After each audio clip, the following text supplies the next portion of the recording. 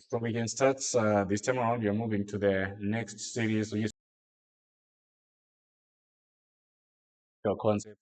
I hope you find this interesting, and remember to visit the channel to see more similar concepts to the ones being explained on the board above. So there we are on question number 5.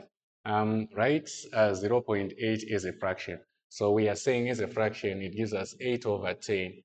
But there's an HCF, which is 2. I mean, to simplify this fraction to 4 over 5. Then next, we want to write 28% as a decimal. So it starts as a fraction, that's 28 over 100.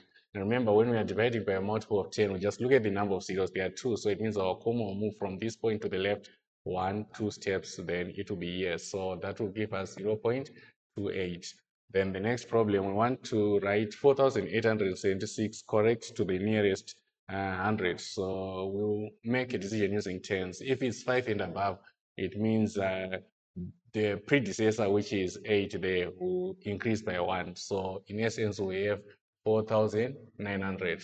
Then moving on, we've got a line AB. We are required to measure this line AB in millimeters. So normally our rulers, they are calibrated in centimeters. So say for instance, it happens to be 9.8 centimeters. Remember, the answer is required in millimeters, so we just have to multiply this by 10. Why by 10? Because in a centimeter we have got 10 millimeters.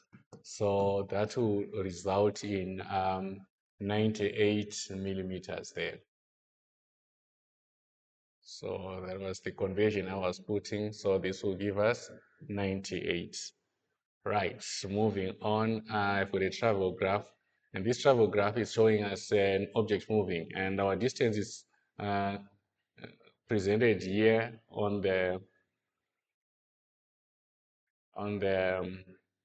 vertical axis, where we are saying the journey starting from 0 all the way upwards.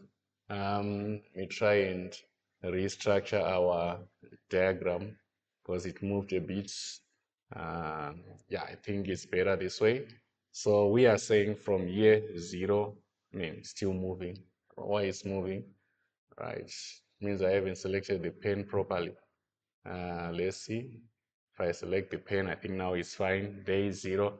Moving vertically, that's our distance. But if we look at the boxes, each one is representing 2 kilometers, implying if we're at this point, for instance, it means we're in between a kilometer, 2 kilometers, which would be a single kilometer. So above 6, we have a kilometer, that would be 7 kilometers.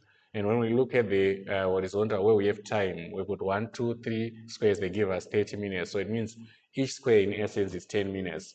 Then let's try and check what's required by the question. The first question is saying, find the distance the bus travels in the first 50 minutes. First 50 minutes. So first 50 minutes, I've said one box represents 10 minutes, so it's 1, 2, 3, 4, 5. So we are here. We want to check the distance. So we'll go up with the vertical line. Where we touch our graph, we'll go the horizontal. It shows us that there is a 10. So it means it traveled 10 kilometers. Then the next question says, for how long in minutes the bus is stationary? So when the bus is stationary, it means there is no change in distance. And we only see that on our graph for the section that is horizontal. It means distance is not changing. And we see that on 12 kilometers, it was stationary, but we are interested in time. So we'll count corresponding to that space, how many space we have. For this case, it looks like we have 4. So 4 times 10 minutes, it means it was stationary for a total of 50 minutes. I think that was it on the second series. Hope you guys will find it interesting. Please remember to visit the channel, find more interesting recordings like this.